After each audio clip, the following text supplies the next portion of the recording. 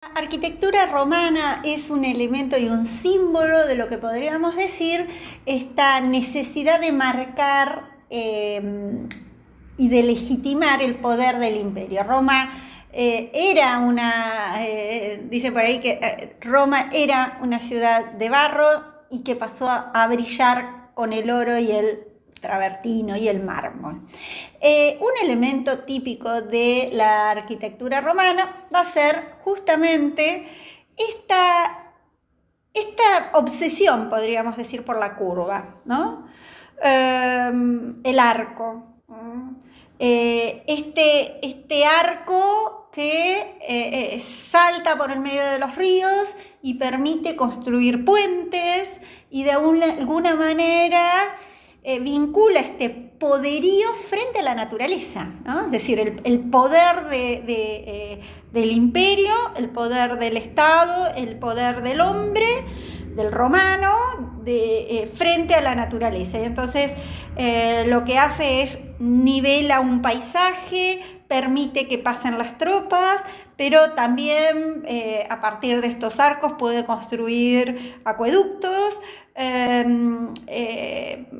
a nivel de espacio interior que se genera a partir de la bóveda, ¿no? De estos arcos que podríamos decir se prolongan en una línea recta y van a producir lo que podríamos decir una especie de túnel, que va a ser la bóveda de cañón, un techo curvo, ¿no? Y luego cuando estas dos, con la intersección de dos bóvedas de cañón y generan y dan lugar a lo que va a ser la bóveda de crucería, ¿no? Que genera estos cuatro de crucería, también de nervios, ¿no? Fíjense que genera ese espacio y permite esta ampliación, ¿no? Y si ustedes giran este círculo, van a generar otro elemento típico que es la cúpula, ¿no? ¿Cómo es el espacio interior que van a marcar? A diferencia de ese espacio interior que generaba tanto equilibrio, tanta quietud, tanta sensación de orden, generan la bóveda un espacio activo, un espacio que va contra la fuerza de la gravedad, que para uno obliga a que uno se vaya al centro, ¿no? Porque es el lugar más alto, es decir, no va a generar la misma sensación estar en el centro que estar en uno de los márgenes, ¿no? Entonces, esta presencia de la bóveda, esta presencia del arco, que también lo podríamos ver en el caso de las plantas y las alzadas. En este eje que decíamos, con el que van a concluir esta planta, no la concluyen, sino a partir también del uso de este arco, de generar esta ambigüedad también, ¿no? Que le decíamos como característica. En este caso es una planta típica de las basílicas, edificio romano que luego va a ser tomado por la arquitectura paleocristiana y que se va a difundir durante el cristianismo, ¿no? Las basílicas eran espacios para transacciones comerciales, para procesos judiciales, que si bien comienzan a ser utilizados en tiempos de la República, en el imperio se empiezan a construir en mayor cantidad, que estaba vinculado a esto que veníamos diciendo. Entonces, por un lado una necesidad, por el otro lado esta posibilidad de una figura que ordene ese espacio, que dé centro, ¿no? Entonces tendríamos una planta central, plantas laterales, distintos espacios de acceso y este espacio semicircular al que se le va a llamar ábside, ¿no? Y esto también nos va a remitir a una necesidad de una Roma, ¿no? Que Era una ciudad muy modesta, ¿no? Con más que nada de madera, de ladrillos de adobe,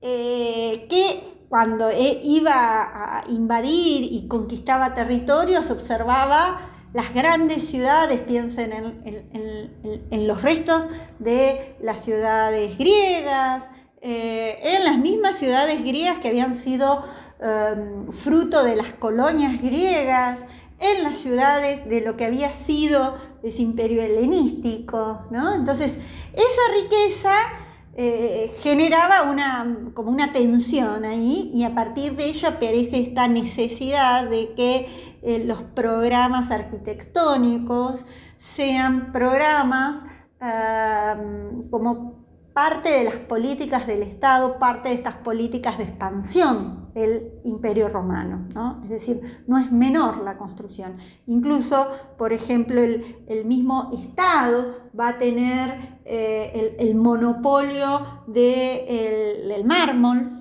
del acceso al mármol, va a tener la posibilidad de generar a partir de estas, por parte de los mismos ejércitos que iban conquistando, de ir llevando en sus monedas, en las esculturas que iban a ir llegando a los pueblos dominados y a ir generando estos espacios en la ciudad. Para que observen, por un lado, una reconstrucción de este estado en el que estaba Roma previa a las reformas que se van a iniciar. Por el otro lado, estas técnicas de construcción que van a ir desarrollando.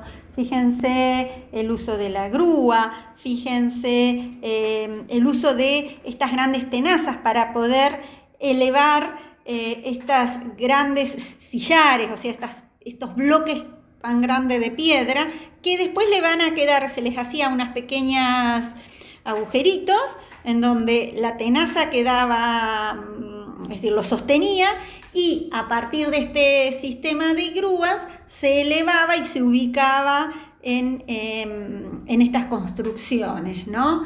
Ahí les compartí un relieve de una tumba en donde muestra el orgullo que implicaba. ¿Se acuerdan que hablábamos de este arte funerario? Bueno, ahí tienen un relieve mostrando el orgullo que era ser constructor, ¿no? Fíjense, estamos ya en el siglo I. Y en la otra imagen es este colorido del mármol. Era muy colorida también la ciudad romana, ¿no? Esta es una reconstrucción que se hizo.